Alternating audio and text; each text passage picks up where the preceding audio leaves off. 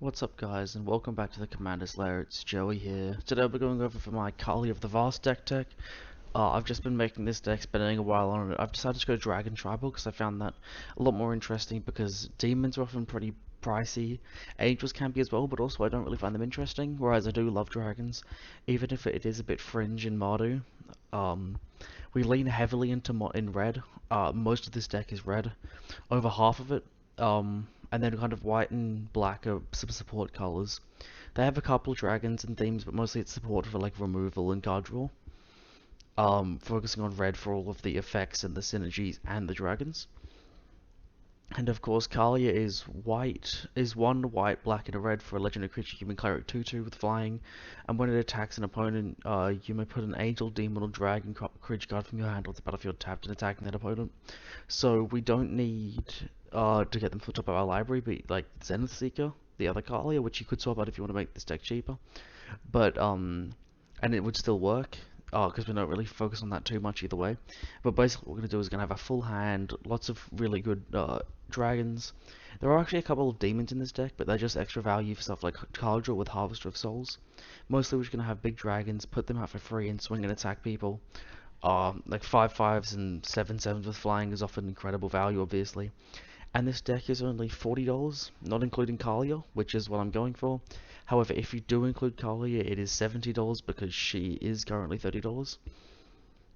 And that's so obviously US dollars. And so it still is quite cheap, even with Kaalia, it's not too bad.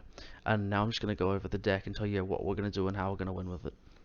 So obviously the first strategy is going to be dragons.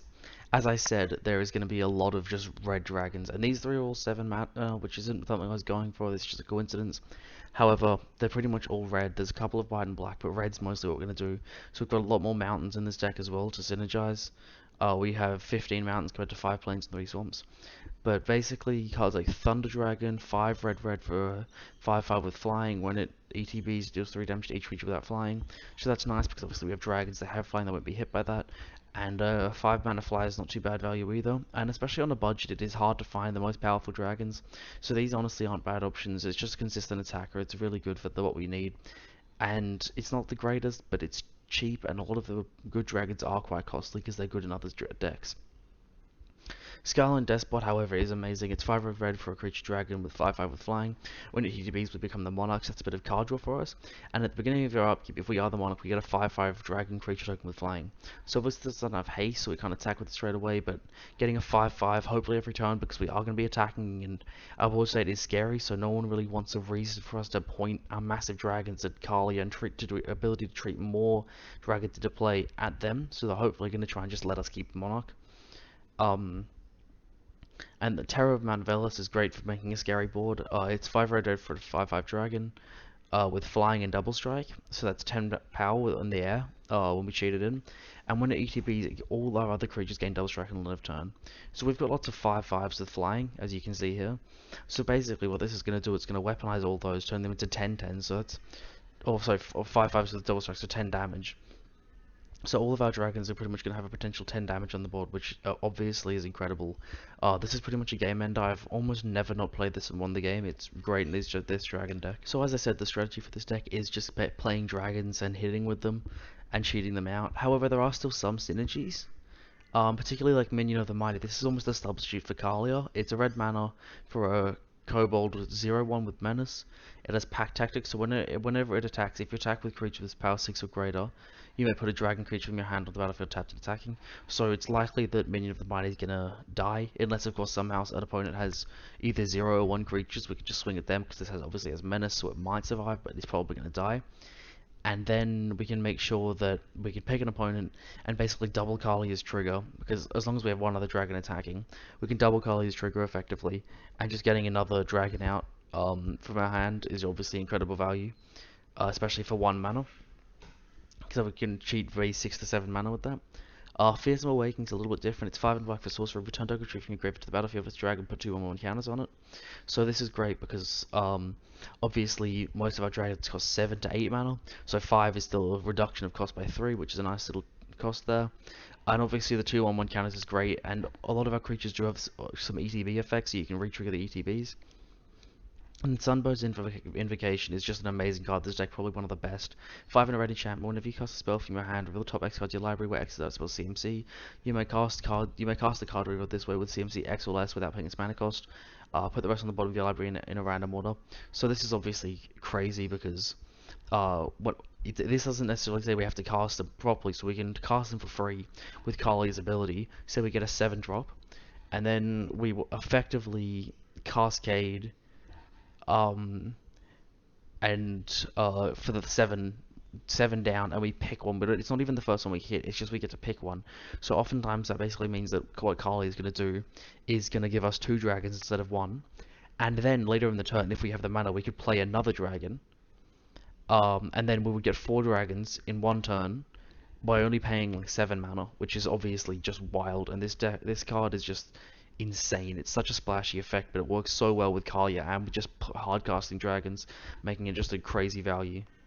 So now that we've got all our big board presence and keep getting pumping our dragons and keeping them alive, we are going to have to clear the board because sometimes our opponents can block, or they just have some scary creatures of their own that make it hard for us to attack. Earthquake is great. It's X and a red for a sorcery. It deals X damage to each player and each creature without flying. So obviously we're an aggro deck, so it's likely that our opponent's going to have a lower life total than us, so the damage that we deal to them is going to be really useful in this theme. And obviously that X damage to each creature without flying, that's none of our creatures. Literally, I think the Mighty is the only card in this deck that doesn't have flying. So that obviously just decimates our opponent's boards while being of almost no detriment to us. We have to pump mana into it, but again, with Kaalia's trigger being free, that means that we can still upgrade our board and improve our board while doing other things like this, and not really worry about having to spend the mana without improving our own board. Draconic Intervention's a new card in Strixhaven. I really like this, especially in Dragon Tribal decks.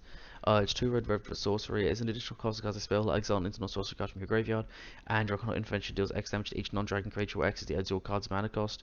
If a creature would die this turn, exile instead, and then you exile Draconic Intervention. So, we have some powerful instants and sorceries, nothing too major, but oftentimes it's not unusual for us to be able to trigger like about 3-ish, maybe more, 4, 5 damage, which obviously isn't bad. We have 11 sorceries and 7 instants, ranging up to 5 mana is the greatest, I believe. So that's not too bad. And just that damage is just great. Again, it's another one-sided board wipe, so we just destroy our opponent's boards and keep ours completely intact, which makes it even easier to attack and almost impossible for our opponents to ever react to us. And then onto the win cons. Besides obviously just smacking face with massive 5/5 dragons every turn, we can do even more. Crucible of Fire is 3 in a red for an enchantment. Drags you control get +3/+3. So it turns all these 5/5s into 8/8s, or even our 7/7s into 10/10s. So just extra value, extra damage means we can win a lot faster. Patriarch's Bidding's great. It's 3 black for a sorcery. Each player chooses a creature type. Each player returns all creatures of the chosen type from the graveyard to the battlefield. So a couple of things. This is symmetrical, so our opponents get the effect as well, which can be dangerous, but it's unlikely that they'll be playing a tribal deck. And if they do happen to be playing a tribal deck, often almost every other tribe requires a bit more setup. Even like elves, you get the tokens and you build up a board state. I had an elemental tribal deck that took a while, but dragons obviously we get them out there and they're massive flyers, and they have immediate value. There's no tricky build up. This means that we'll just get the biggest board state 100% from this. I've never not gotten the biggest board state, even when I was versing 2 tribal decks.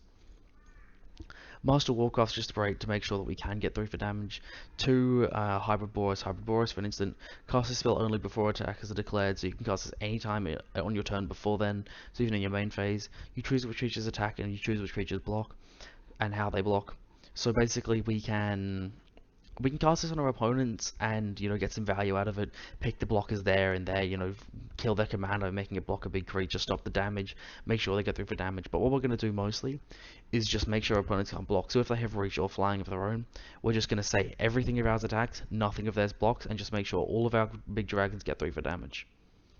Okay, thank you guys so much for watching. This will conclude my deck list. This was a bit shorter of a deck because I didn't really feel the need to go through many of my themes, because mostly all we're doing is playing dragons, giving some synergies for them, and then maybe clearing the board sometimes and winning the game through just lots of damage. That's all we're doing. There's some interesting card advantage, but mostly it's basic cards like Ambition's Cost. There's some good ones like Dream Pillager and Dragon Mage, which are dragons that have effects when they deal combat damage. You just exile cards, or you draw cards and discard cards. Just decent value. Cards like Minions, Merva, just good draw cards. The ramp is really simple. It's just good fixing. Often 3 mana rocks that you can tap for all colors. We don't get Kaalia out early, but that's an end of the world because we do just want that extra mana and make sure we can cast her at all. And then the removal's just really basic. Spit Flame's interesting. It's 2 and a red for an instant. Spit Flame does 4 damage to a target creature. When your dragon ETBs, you may pay red and return this from your graveyard to your hand. So it's not bad. It's repeatable. It's not an incredible card though. It's just decent. You know, all the other cards are quite basic. The lands are all just mana lands. Nothing particularly interesting there. But either way, that is the end of this deck list. This is a $40 deck, as I mentioned in the intro. It's 70 with Kaalia, but I can swap it out for Kaalia. There's either do another deck tech, or you can just swap her out. The deck will still run really well. You might want a couple more cheating mana cost in it if you do that. Either way, thank you guys so much for watching. If you'd like me to build you a deck, let me know and I'll make a video for you. Otherwise, thank you guys so much for watching. I'll see you all next time. Please remember to like and subscribe.